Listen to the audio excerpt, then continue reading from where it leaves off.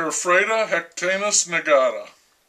I've been interested in the search for a Northwest Passage for many years. What a porridge! Bravery, foolishness, punishment, endurance, death.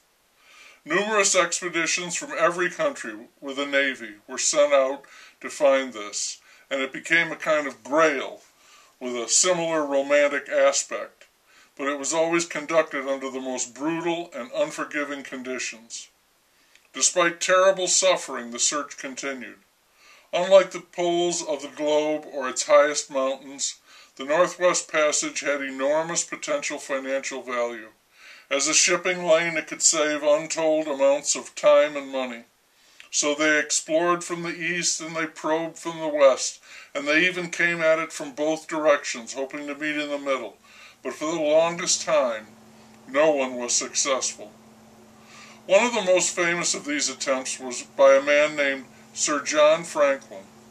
He was a career man in the British Navy with experience in exploration. In 1819, he led a crew of men up the north coast of Canada. The trip was short on results. He fell into a river and had to be rescued.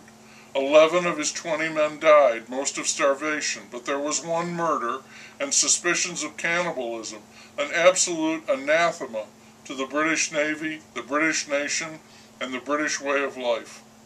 Conditions on the trip were so bad that the men had to eat leather in order to survive, their belts, coats, and boots, and Franklin became known as the man who ate his boots. I don't know whether that was said in jest or praise.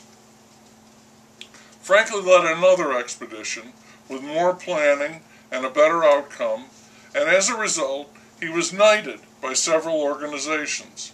And so, in 1845, at the unlikely age of 59, when he was better suited to an armchair than a ship, he was put in charge of a very serious attempt to locate and navigate, once and for all, a Northwest Passage. He was given every available advantage, including 2 big ships, both equipped with steam engines, which could not only propel the boats at 4 knots in calm waters, but also provide a heat source as well as potable water. There was a ship's library with over 1,000 volumes, and even more important, 3 years of provisions in tin cans.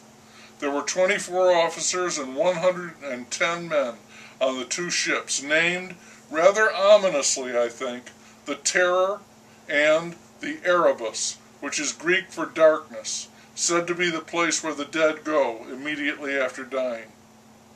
The well-stocked expedition sailed with every expectation of success and glory, but it proved to be a classic example of the best-laid plans, not merely going astray, but finding total disaster at every turn.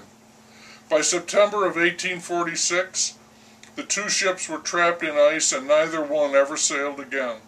The men spent the winter on Beechney Island, and that's where John Franklin died on June of 1847.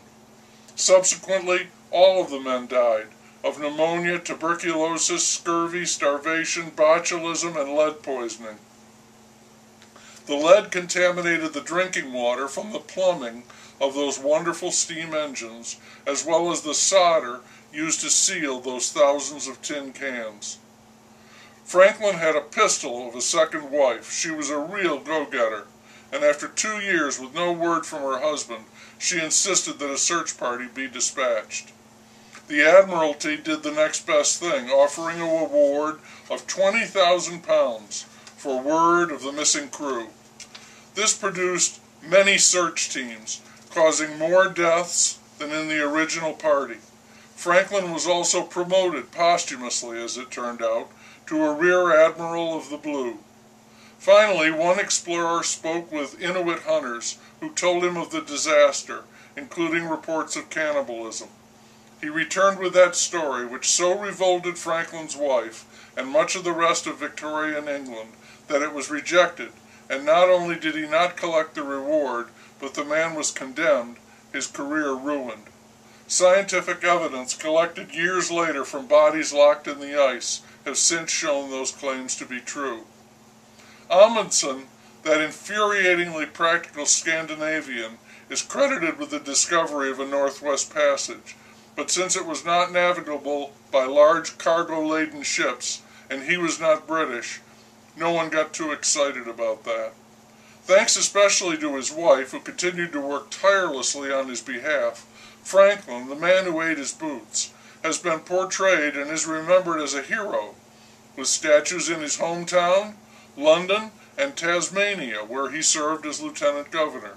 There's a ballet about him, a verse drama, novels, short stories, essays and poems, songs, a rose, some ships, a high school, islands, sounds, and straits, all bearing his name.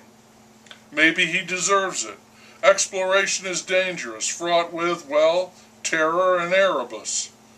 In our space program, 4 astronauts were burned to death in their capsule on the launch pad, and 6 people were killed in the Challenger explosion. The same is true when we build skyscrapers and bridges. People die. But nothing matches the wholesale and gruesome loss of life in the frozen north, which seems all the more terrible and unnecessary now that the Northwest Passage is free and open and navigable, thanks to global warming and the melting of the polar ice cap.